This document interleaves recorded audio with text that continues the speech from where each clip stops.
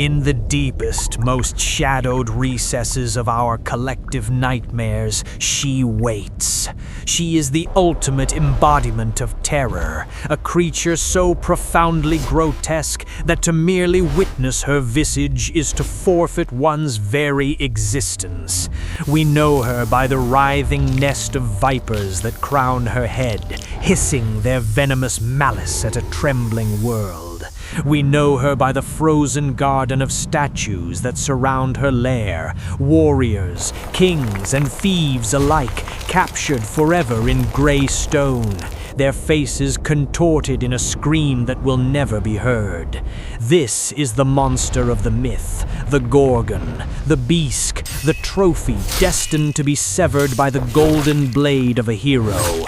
For thousands of years we have cheered for Perseus as he raises that dripping severed head in triumph, celebrating the eradication of a wicked abomination.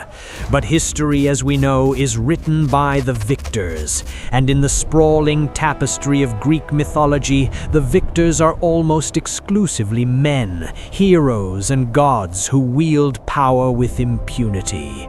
If we dare to look past the polished shield of Perseus, if we possess the courage to stare directly into the forbidden, a different, far more harrowing silhouette begins to emerge from the darkness. What if the monster was never the villain of this story? What if the terrifying mask of the Gorgon was actually a scar, a calcified layer of defense formed over a wound so deep, so violation, so absolute, that it shattered the human soul beneath it? Before the scales, before the stone, and before the exile, there was a woman. She was Medusa, a name that once meant ruler or guardian, a priestess of devastating beauty serving in the sacred temple of Athena. Her story is not one of inherent evil, but a devastating tragedy of lust, sacrilege, and the catastrophic injustice of divine wrath. It is a narrative that forces us to confront uncomfortable truths about how society treats the violated, how victims are transformed into monsters to justify their destruction, and why, after millennia, her severed head remains one of the most potent symbols in human history. Tonight, we do not merely retell a myth, we are going to perform an autopsy on a legend. We will peel back the layers of Ovid's poetry, dig into the pre-Hellenic soil of North Africa, where she was once worshipped as a goddess, and analyze the psychological mirrors she holds up to our modern world. We will walk the cold stone floors of the desecrated temple and stand witness to the birth of a nightmare. Was she a demon born of darkness, or was she the original nasty woman, punished for the crime of existing in a way that threatened the patriarchal order? Prepare yourselves, for the line between hero and villain is about to be irrevocably blurred. We are descending into the labyrinth of the Gorgon, and once you see the truth, you may never look at a hero the same way again. Before we descend into the abyss and risk turning to stone, make sure to subscribe and ring the bell, ensuring you don't miss a single chapter of our journey into the shadows of history. To truly comprehend the tragedy of Medusa, we must first commit an act of archaeological rebellion. We must ignore the poets of classical Greece for a moment. We must look beyond the marble columns of the Parthenon and strip away the polished veneer of the Olympian pantheon that we have come to know so well. If we travel back through the mists of time, venturing into the hazy epoch of the Bronze Age and further still into the Neolithic shadows, we do not find a monster lurking in a cave. Instead, we find a deity. The story of Medusa did not begin with a curse. It began with worship. The name itself, Medusa, is not a random collection of sounds designed to evoke fear. Etymologically, it is derived from the ancient Greek verb medein, which translates to protect, to rule over, or to guard. Therefore, Medusa is the guardian or the ruler. This is not the title of a beast that lurks in the shadows waiting to devour lost travelers. It is the title of a sovereign. Before the patriarchal tribes of the Hellenes descended from the north, bringing with them their sky gods and their thunderbolts, the Mediterranean world was dominated by chthonic religions, faiths deeply rooted in the earth, the cycles of nature, in the mystery of life and death, often personified by the great mother goddess. In these primordial belief systems, the snake was not a symbol of treachery or satanic evil, as later Judeo-Christian or Olympian narratives would have us believe. The snake, with its ability to shed its skin, was the ultimate symbol of rebirth, regeneration, in the infinite cycle of time. It lived close to the ground, whispering the secrets of the earth, serving as the conduit between the living and the dead. To the people of ancient Libya in the pre-Hellenic civilizations, a woman crowned with snakes was not a nightmare. She was the mistress of wisdom, a potent symbol of female power that commanded both reverence and awe. Scholars and historians have long traced the lineage of the Gorgon sisters, Stheno, Euryale, and Medusa, back to North Africa, specifically Libya. Herodotus, the father of history, noted that the rituals and dress of the Greek goddess Athena were remarkably similar to those of Libyan women, suggesting a cultural appropriation that has been conveniently forgotten. It is highly probable that Medusa began her existence as a Libyan serpent goddess or an aspect of the Amazonian moon goddess. In this context, the terrifying Gorgon mask that we see in later art, with its protruding tongue, boar-like tusks, and wide staring eyes, was originally an apotropic symbol. This grotesque visage was not meant to represent the character's evil nature, but rather to function as a divine, terrifying protection, a face so fierce that it would scare away evil spirits and protect the sanctity of the temple.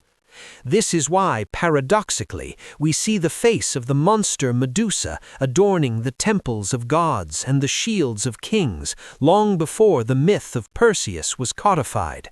She was a talisman of protection, a guardian of the sacred mysteries. However, history is a violent process of layering, where new cultures build their foundations upon the ruins of the old. Around the 2nd millennium BCE, a profound shift occurred in the Mediterranean. The Indo-European tribes arrived, and with them came a new social order, patriarchy.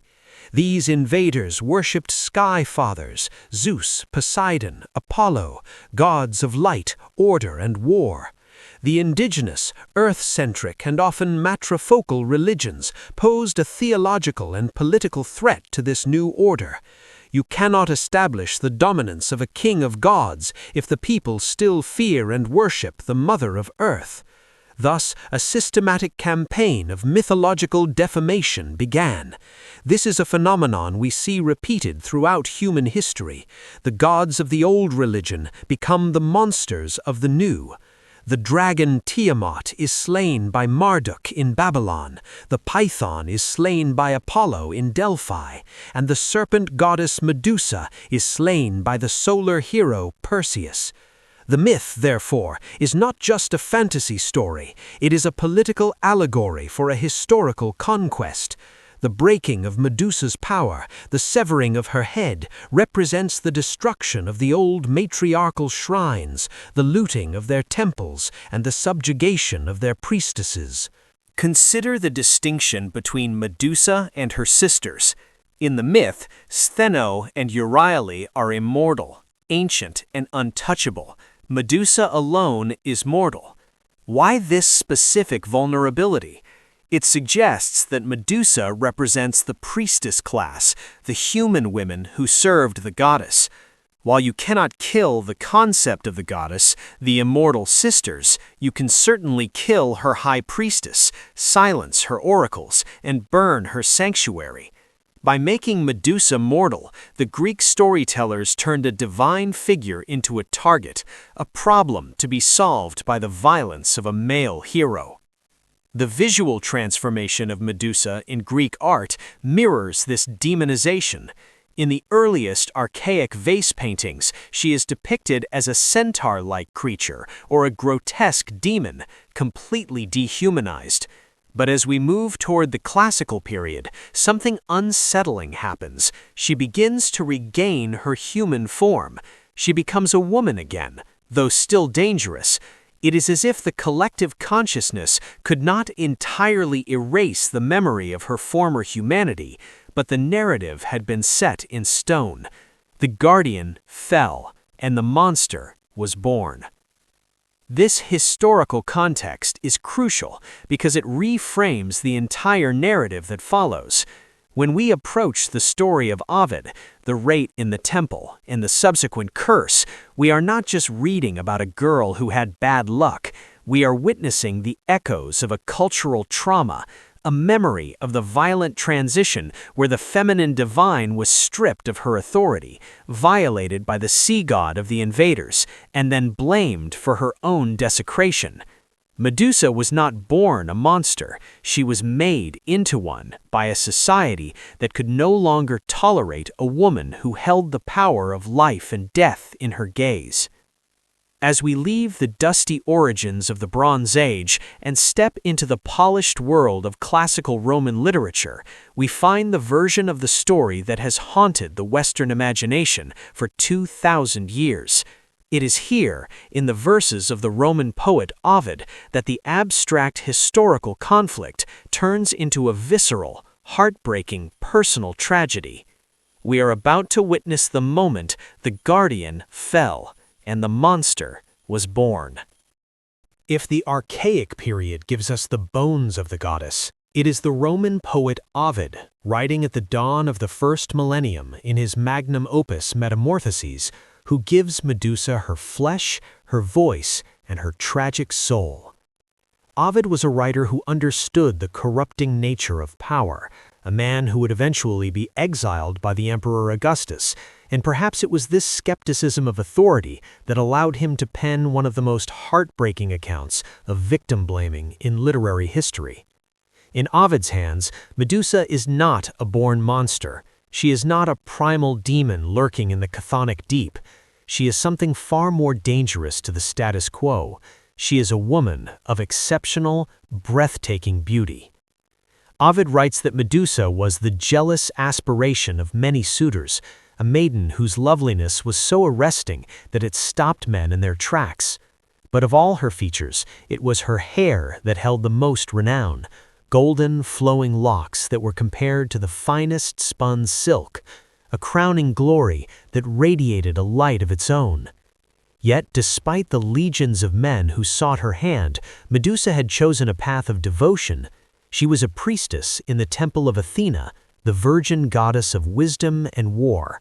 To serve Athena was to commit oneself to a life of purity, celibacy, and absolute dedication to the divine. She was not merely a woman, she was a vessel of the sacred, her body and spirit consecrated to the goddess she served. This context is vital because it amplifies the horror of what follows. Medusa did everything right. She followed the rules of her society, she dedicated herself to a higher power, and she sought sanctuary in the holiest of places. But in the capricious and cruel world of Greek mythology, beauty is not a gift. It is a beacon for the predatory gaze of the gods. Enter Poseidon, the lord of the earthquakes and king of the seas. In the mythological hierarchy, Poseidon is a figure of unbridled, chaotic, masculine force, violent, tempestuous, and entitled to take whatever he desires. When his gaze fell upon the priestess Medusa, he did not see a devotee of his niece Athena. He saw a challenge. He saw something to be possessed. The tragedy that unfolded is often sanitized in children's books as a romance or a courtship, but Ovid's text leaves little room for such gentle interpretations. This was an act of violence. Poseidon pursued her, and Medusa, terrified, fled into the very heart of the temple, seeking refuge at the foot of Athena's statue. She clung to the altar, believing that the sanctity of the goddess's house would protect her. She was wrong. The violation of Medusa by Poseidon on the cold stone floor of Athena's temple is one of the most jarring moments in mythology. It is a double desecration, the violation of a woman's body and the violation of a sacred space. The silence of the gods during this act is deafening. Athena, the goddess of strategy and war, the protector of heroes, did not descend to stop her uncle. The stone eyes of her statue stared blankly ahead as her loyal priestess was brutalized. When Poseidon finished, he vanished back into the sea, leaving Medusa broken, weeping, and physically ruined amidst the shattered sanctity of the temple. But the true horror of the story does not end with Poseidon's departure. It begins with Athena's arrival. When the goddess finally manifests, she is not filled with compassion for her traumatized servant. She is filled with a cold, divine fury. However, her wrath is not directed at Poseidon. In the patriarchal hierarchy of Olympus, Poseidon is Athena's superior in generation and power. He is male, he is a ruling Olympian, and his actions, while chaotic, are deemed within his rights as a god. He is untouchable. But the stain of impurity that now pollutes the temple requires a cleansing. Someone must be punished. Someone must pay for the desecration. And since the perpetrator is beyond reach, the punishment falls with crushing weight upon the victim. Athena looks upon Medusa, shivering, violated, and weeping, and sees not a victim, but a criminal. In the twisted logic of ancient purity culture, Medusa is no longer the innocent priestess. She is soiled goods. She has brought shame into the house of the virgin goddess.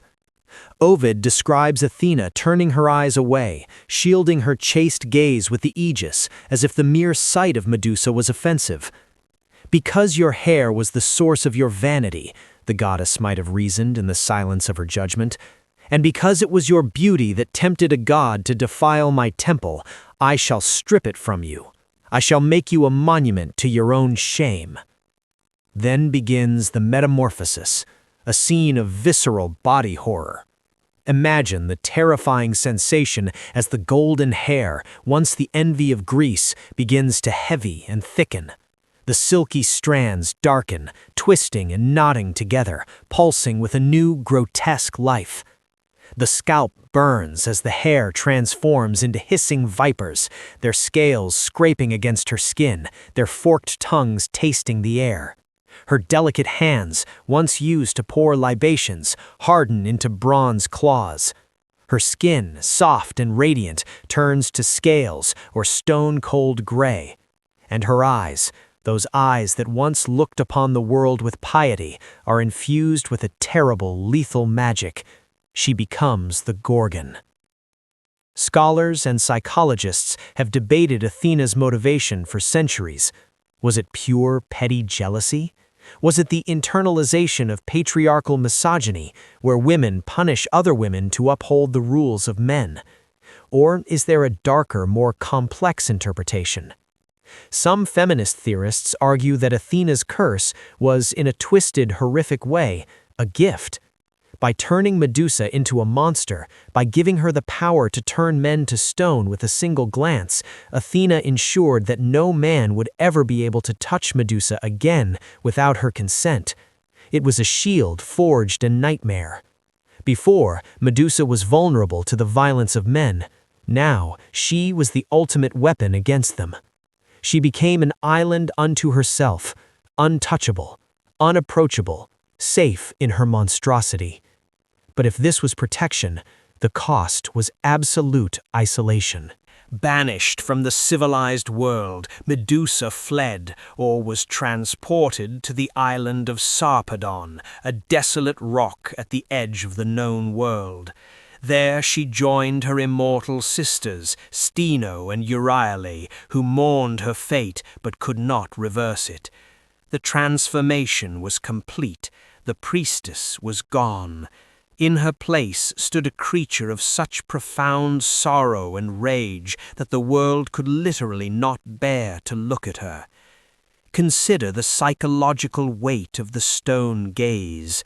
In the ancient world, to look at someone was to engage with them, to acknowledge their humanity.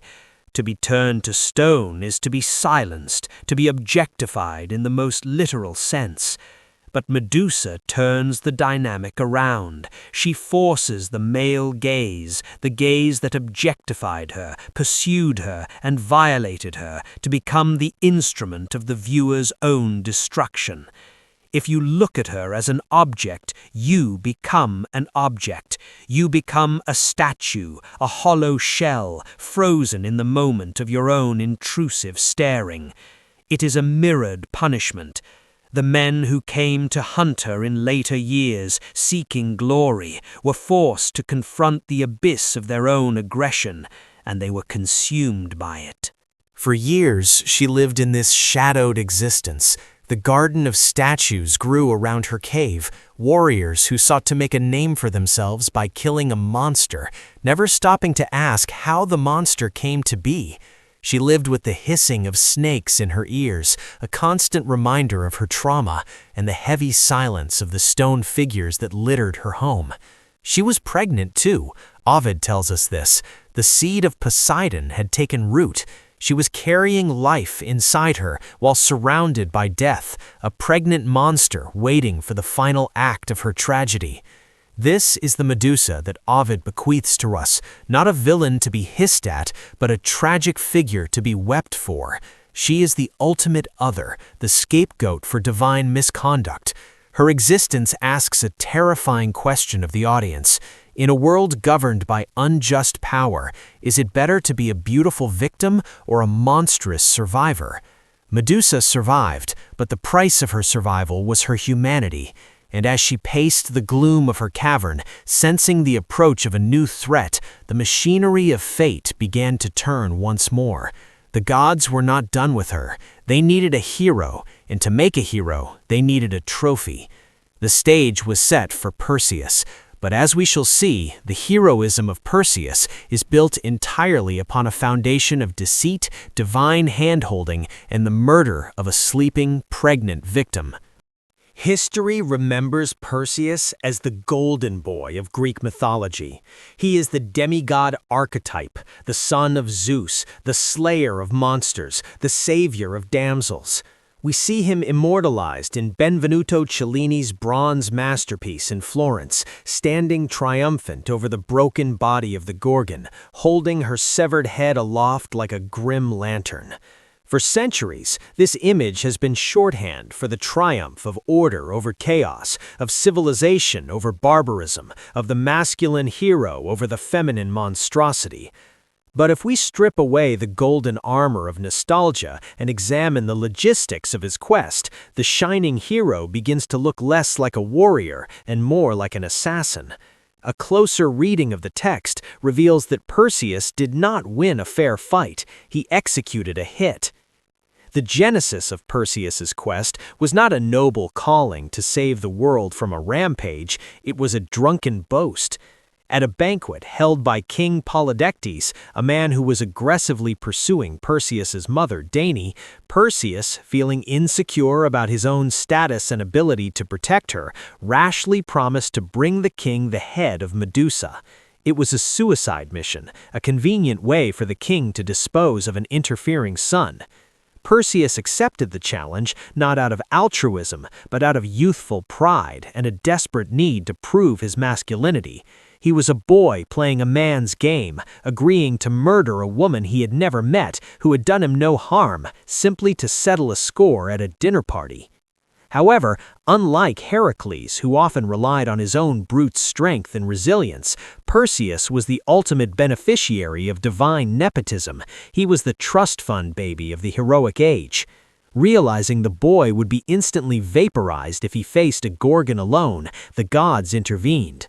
Hermes gave him winged sandals to fly.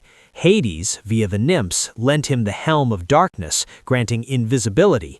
He received a diamond-hard sickle sword, harp, capable of slicing through anything. And most crucially, Athena, relentless in her vendetta against Medusa, gifted him a polished bronze shield. Let us pause to appreciate the absurdity of this inventory. Perseus is sent to kill a mortal woman living in exile, and to do so, he requires the combined powers of the king of the underworld, the messenger of the gods, and the goddess of war.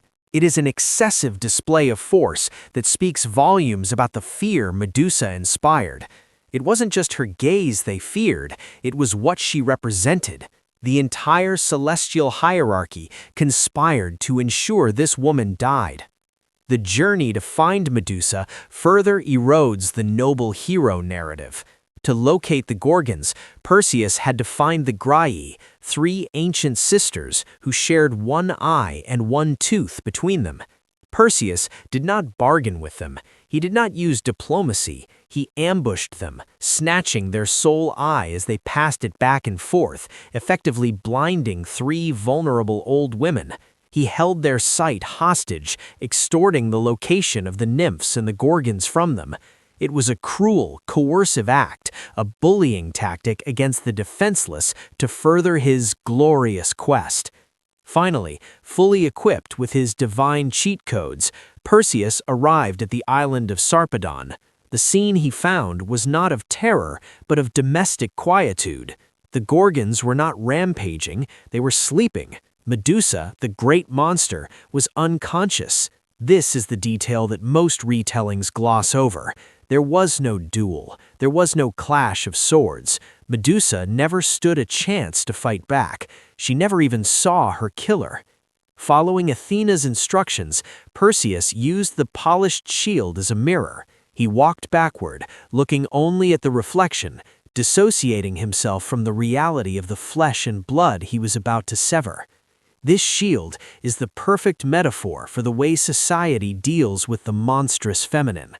We cannot look at it directly. We must view it through a filter, through a reflection, through a narrative that makes it safe to consume. By refusing to look Medusa in the face, Perseus dehumanized her completely. She was just an image in the metal, a target to be neutralized. He approached the sleeping form of the pregnant priestess, hovering above her with his winged sandals, invisible thanks to the helm of darkness. He raised the adamantine sickle. It was a clinical, cold-blooded execution. He struck with the precision of a butcher, severing her head in a single motion. Medusa died without a scream, slain in her sleep by a man who didn't have the courage to look her in the eye, even as he killed her. The aftermath of the murder cements the anti-heroic nature of the act. Medusa's immortal sisters, Stheno and Euryale, awoke to the scent of their sister's blood. Wailing in grief, they rose to avenge her. And what did the great hero Perseus do? Did he stand and fight? No. He used the helm of invisibility to disappear and the winged sandals to flee. He ran away, leaving the grieving sisters thrashing in the empty air. Why, then, do we celebrate this? Why is this the archetypal hero's journey? Because in the context of Greek society, Perseus performed the ultimate service to the patriarchy. He silenced the unspeakable woman. Medusa was a figure of chaotic power, a woman who could stop a man dead in his tracks, a woman whose body had been a site of divine contention. By killing her, Perseus re-established control. He took the wild, terrifying female power and domesticated it. He put her head in a bag. He turned a person into an object, a weapon to be used by men. This heroism is built on 1,000 lies. We are told he slew a monster, but he murdered a victim. We are told he was brave, but he attacked a sleeping opponent while invisible. We are told he saved the world, but he only served the petty grudges of the gods. The death of Medusa was not a battle, it was a harvest. Perseus came to collect a trophy, and in doing so, he completed the tragedy that Poseidon began. Poseidon took her purity, Athena took her humanity, and Perseus took her life. Yet even in death, Medusa refused to be just a corpse.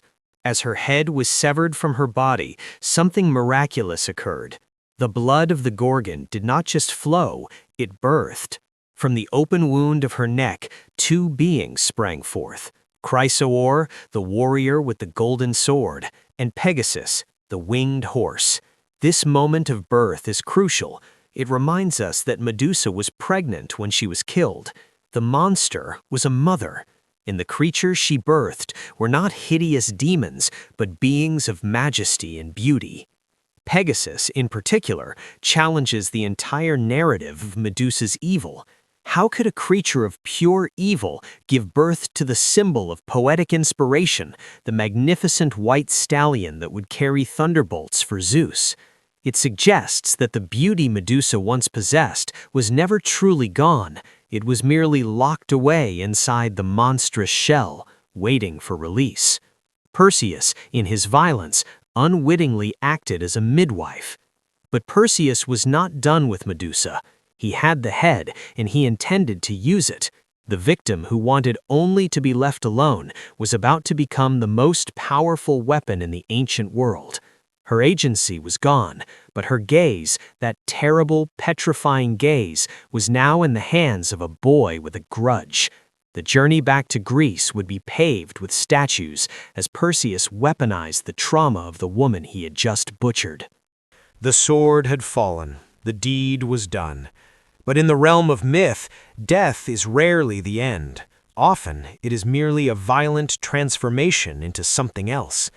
As Perseus stuffed the bleeding trophy into his magic satchel, the kibisis, he left behind a corpse that was, miraculously, teeming with new life. The decapitation of Medusa is the pivot point where the genre of her story shifts from tragedy to miraculous genesis. It forces us to confront a startling contradiction. How can the blood of the ultimate monster birth the ultimate symbol of purity? From the severed neck of the Gorgon, where the vertebrae were sheared by the diamond edge, sprang two beings. The first was Chrysaor, a giant wielding a golden sword, a warrior born ready for battle. But the second was the one that would capture the imagination of the world for eons: Pegasus, a magnificent winged stallion, pure white as sea foam, thundering into the sky with a mane that caught the wind like silk. Let us deconstruct this image. Pegasus is the son of Poseidon, the horse god, and Medusa. For years, Medusa had carried this life within her, trapped beneath her monstrous exterior. The birth of Pegasus suggests that the curse of Athena could only warp Medusa's body, not her soul. The monster was merely a cage. When Perseus broke the cage, the beauty, the freedom, and the wild spirit of the priestess were released. Pegasus is the liberation of Medusa's potential. He is often associated with poetry and the muses, the idea that from great suffering comes great art. It is a haunting thought. The most beautiful creature in Greek mythology could only be born through the murder of its mother. Medusa had to die so Pegasus could fly. But the generative power of Medusa did not stop with her children. Her blood itself, the ichor of a semi-divine being, was potent with chaotic magic. As Perseus fled across the sky, drops of Medusa's blood rained down upon the earth. When he flew over the vast sands of Libya, the drops that hit the scorching dunes transformed into venomous vipers. This is the mythological explanation for why the Sahara is infested with snakes. They are the terrestrial children of the Gorgon, guarding the land of her ancestors. It is a poetic reclaiming of the earth. Even in death, Medusa's blood returned to her Libyan roots, seeding the land with danger and protection. Later, the poet Ovid tells us that when Perseus laid the head down on a bed of seaweed to wash his hands, the blood turned the plants into stone, creating red coral.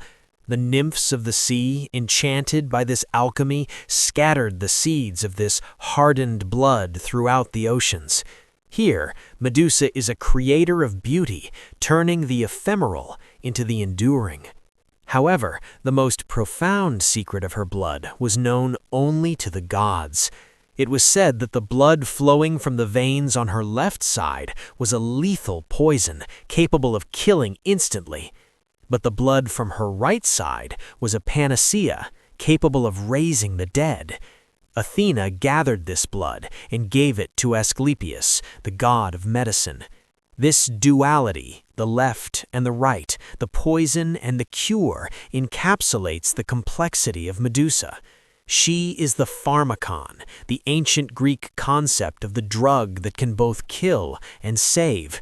She is not simply evil, she is the raw, unfiltered force of life and death.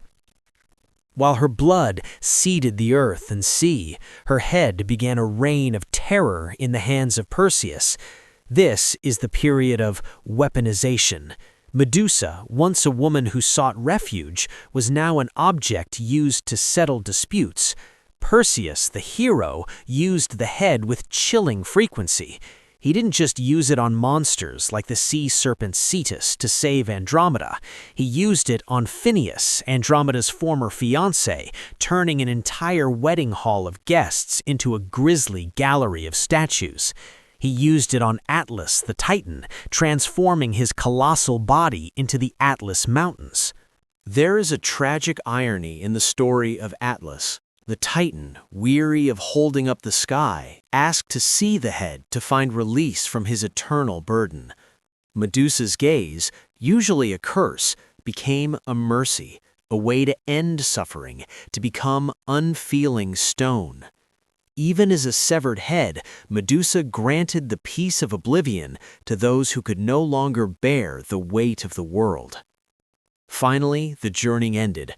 Perseus returned to Seriphos, saved his mother Danae by turning the lecherous king Polydectes to stone, and completed his narrative arc. He had no further use for the weapon, and so he returned the prize to its true owner. He gave the head of Medusa to Athena. This moment is the final twist of the knife in Medusa's tragedy. Athena, the goddess who blamed Medusa, cursed her, and guided the sword that killed her, now took the severed head and affixed it to the center of her shield, or breastplate, the aegis. This symbol is known as the Gorgoneon. Why? Why would a goddess wear the rotting head of her enemy on her chest?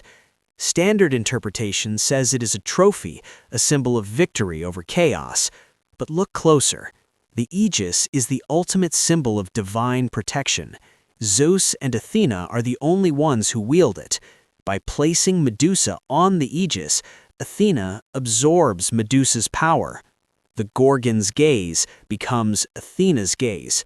The power to terrify enemies, to turn armies to stone, is now the property of the state, of wisdom, of order. It is a complete appropriation. The patriarchy, represented by the Olympian order, destroyed the woman, but kept her power. They stripped her of agency, cut off her voice, and turned her face into a logo of intimidation. Medusa was forced to serve the very system that destroyed her. Yet there is a subversive reading here as well. In ancient Greece, the Gorgonian was the most popular apotropaic symbol, a charm used to ward off evil.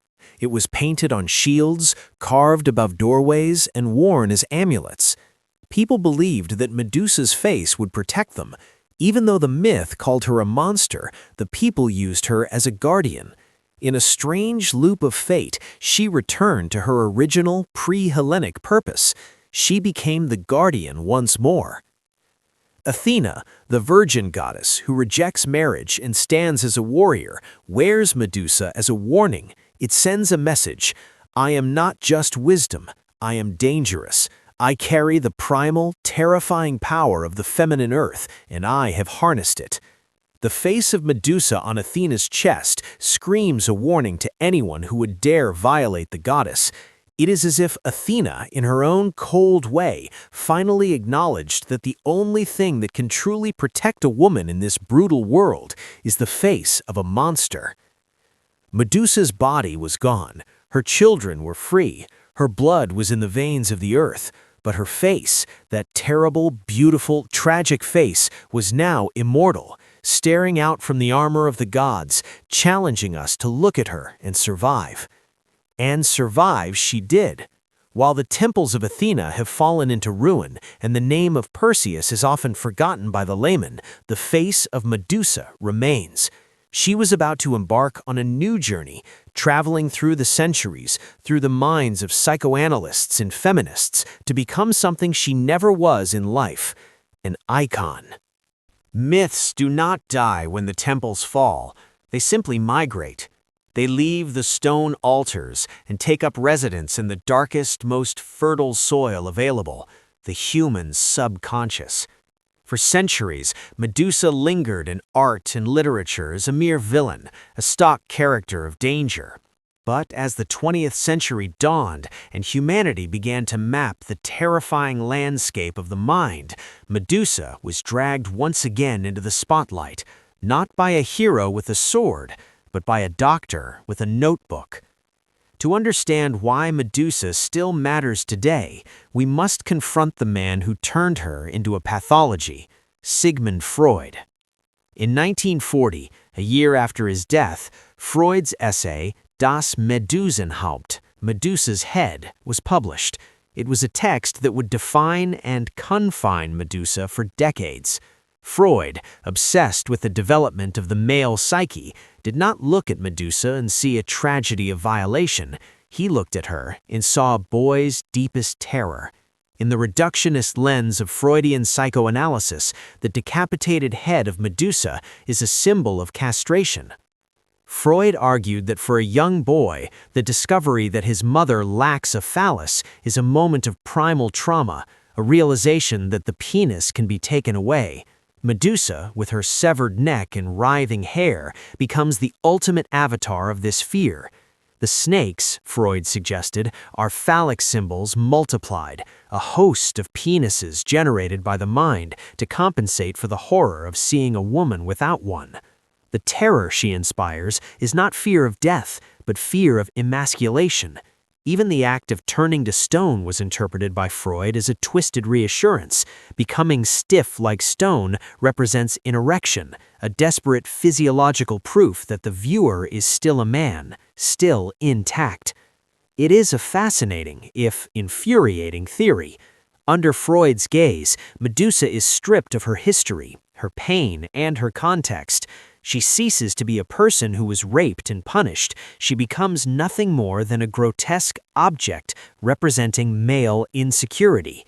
She is defined entirely by what she lacks and the fear she triggers in men. For half a century, this was the dominant narrative. Medusa was the nightmare of the male ego, a monster that had to be slain to restore order in masculinity.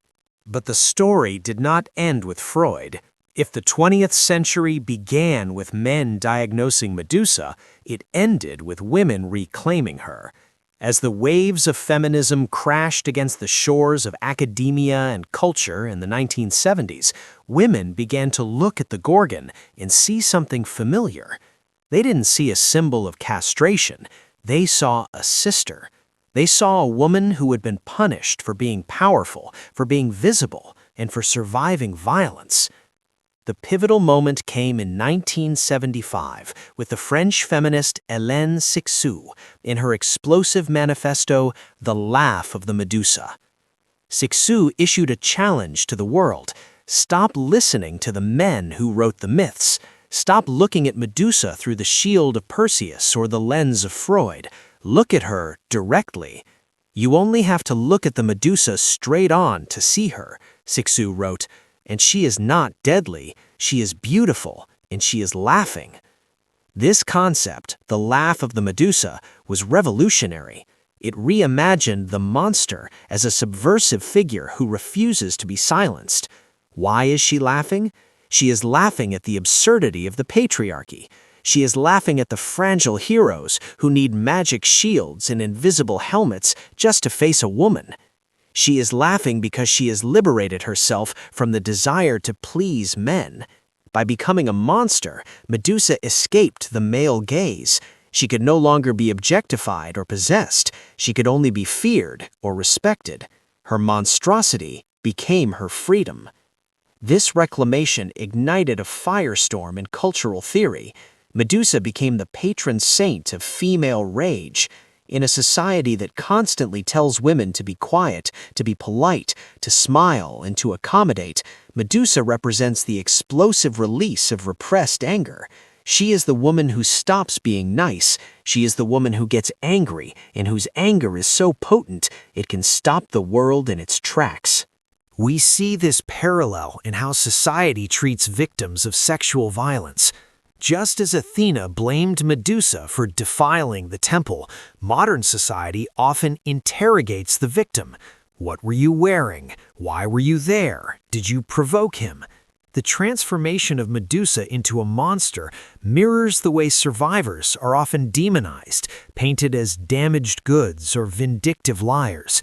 The snake-haired woman is the one who speaks the ugly truths that society doesn't want to hear. In this light, the snakes are not phallic symbols of male fear. They are thoughts. They are the thousands of dangerous, writhing, hissing thoughts of a woman who has woken up. They are wisdom that cannot be combed into submission. To the establishment, a woman with a mind of her own, a woman who is angry, is indeed a monster. She is something that must be fixed or silenced. The modern Medusa is no longer the villain of the story. She is the ultimate protector of the marginalized. When we see Medusa tattoos today, or Medusa artwork on the covers of feminist anthologies, it is a signal. It says, "I will not be prey." It says, "My trauma has changed me, yes, but it has also armed me." The journey from Freud's castration nightmare to Sisu's laughing rebel is one of the most dramatic character arcs in history. It proves that myths are not static statues in a museum. They are living, breathing entities that evolve with us. We stopped needing Perseus to save us from the monster, and we started realizing that the monster was the only one telling the truth. As we move into the 21st century, Medusa has stepped out of the shadows completely. She has entered the neon glow of pop culture. But has this exposure liberated her, or has it commodified her? From the logo of a luxury fashion house to the boss battles of video games, Medusa is everywhere. In the final leg of our journey, we must ask, when a symbol becomes a brand, does it lose its power? If the 20th century was about analyzing Medusa, the 21st century is about consuming her. No longer confined to the dusty pottery of museums or the lecture halls of psychoanalysis, the Gorgon has infiltrated the bloodstream of global pop culture. She is no longer just a myth. She is a brand, a boss level, a Halloween costume, and a fashion statement. But in this transition from ancient text to pixelated screen and silk runway, the complexity of her character has undergone yet another metamorphosis. We must ask, in the neon glare of modern media, is Medusa finally being seen, or is she being exploited all over again? The most enduring cinematic image of Medusa was forged not by a Greek scholar, but by a special effects wizard, Ray Harryhausen. In the 1981 film Clash of the Titans, Harryhausen created a stop-motion nightmare that traumatized an entire generation of children. This Medusa was not the tragic victim of Ovid. She was a creature of pure malice. She was an archer, a serpent from the waist down, lurking in a temple of red shadows. The brilliance of this portrayal lay in the sound design, the dry, rhythmic rattle of her snake tail dragging across the stone floor. It turned the myth into a horror movie. Here, Medusa was the ultimate obstacle, a creature so terrifying that she had to be destroyed for the hero to succeed. This version cemented the monster archetype in the public consciousness, a cool, dangerous boss fight, devoid of humanity. However, parallel to her demonization in Hollywood, something fascinating was happening in the world of high fashion. In 1978, a visionary Italian designer named Gianni Versace chose the head of Medusa as the logo for his fashion house. It was a bold, confusing choice for a brand selling luxury and beauty. Why choose a monster whose face turns people to stone? Gianni Versace's explanation was profound and cut to the core of the myth's seductive power. He said he chose Medusa because whoever falls in love with Medusa cannot flee. He was not interested in the monster, he was interested in the magnetism. Before she was cursed, Medusa's beauty was arresting, literally stopping men in their tracks. Versace reclaimed the stone gaze not as a weapon of death, but as a metaphor for fatal attraction. He wanted his clothes to be so stunning, so seductive, that they rendered the viewer paralyzed with desire. In the Versace logo, Medusa is not hideous, she is beautiful, golden, and mesmerizing. She is the dangerous woman, the femme fatale who owns her power. When you wear the head of Medusa, you are not wearing a symbol of evil, you are wearing a symbol of dominion. You are the one who cannot be looked away from. This duality, the monster to be slain versus the icon to be emulated, is played out across the landscape of video games. In the God of War series, Kratos tears the head off Medusa in a visceral display of violence, treating her merely as a tool to solve puzzles. It is the ultimate interactive reenactment of the Persean crime. The player is complicit in her decapitation. Yet, in more recent narratives, like the indie hit Hades, Medusa, or Dusa, is reimagined as a disembodied floating head who is shy, hard-working, and deeply sympathetic. She is a friend, a character with feelings, effectively deconstructing the monster trope for a generation of gamers who value nuance over bloodshed. But perhaps the most significant cultural shift occurred in 2008, not on a screen, but in a sculpture studio in New York. The artist Luciano Garbati created a statue titled Medusa with the head of Perseus.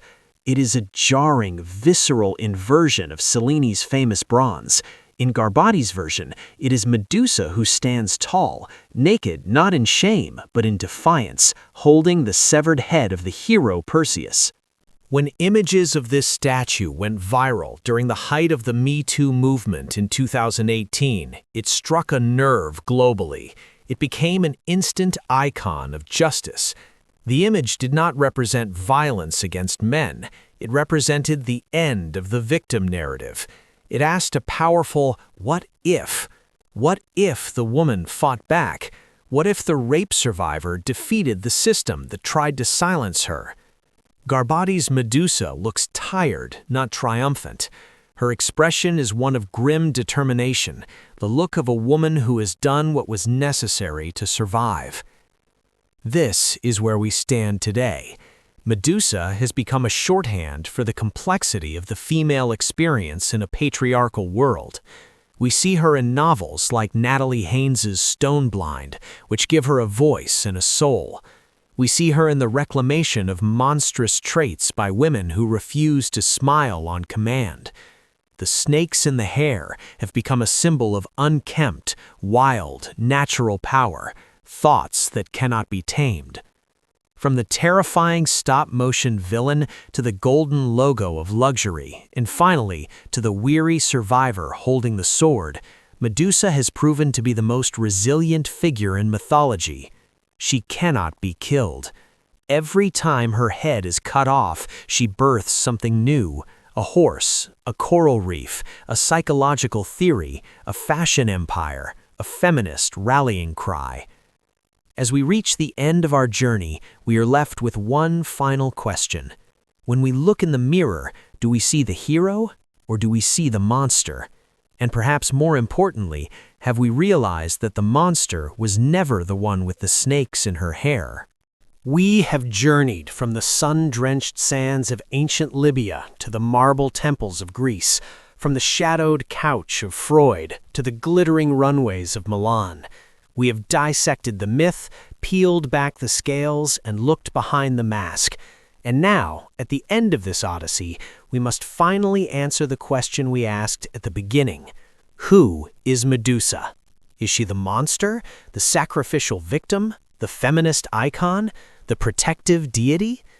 The truth, as we have discovered, is that she is all of these things, and yet she is something far more profound. Medusa is a mirror.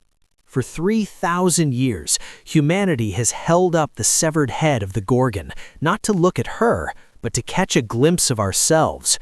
When the Greeks looked at her, they saw the terrifying chaos of the unknown, the untamed feminine force that threatened the order of their city-states. When the Romans looked at her, they saw a tragedy of authority and exile. When Freud looked at her, he saw the fragility of the male ego. And when we look at her today, in a world grappling with the long overdue reckoning of power and abuse, we see a survivor. We see the face of everyone who has ever been punished for their own pain, everyone who has been told that their anger makes them ugly, everyone who has had to build a hard shell just to survive a soft world. The tragedy of Medusa is not that she was killed by Perseus. The tragedy is that for so long we cheered for the killer. We accepted a narrative that told us to fear the woman with the snakes and worship the man with the sword. But the cracks in that shield have finally appeared. The light has gotten in. Medusa endures because she represents a truth that cannot be severed. You can cut off the head, but you cannot kill the idea. She remains the ultimate guardian, not of temples or gods, but of the outcasts. Her gaze, once a curse, is now a sanctuary. She tells us that it is okay to be angry. She tells us that there is power in our scars. She tells us that if the world tries to turn us into stone, we can choose to become a masterpiece instead. As you step away from this story and back into your own life, remember the Gorgon.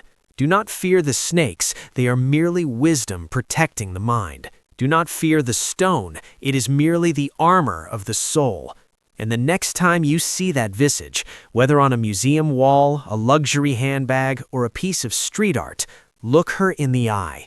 You won't turn to stone, you might just find the courage to face your own monsters.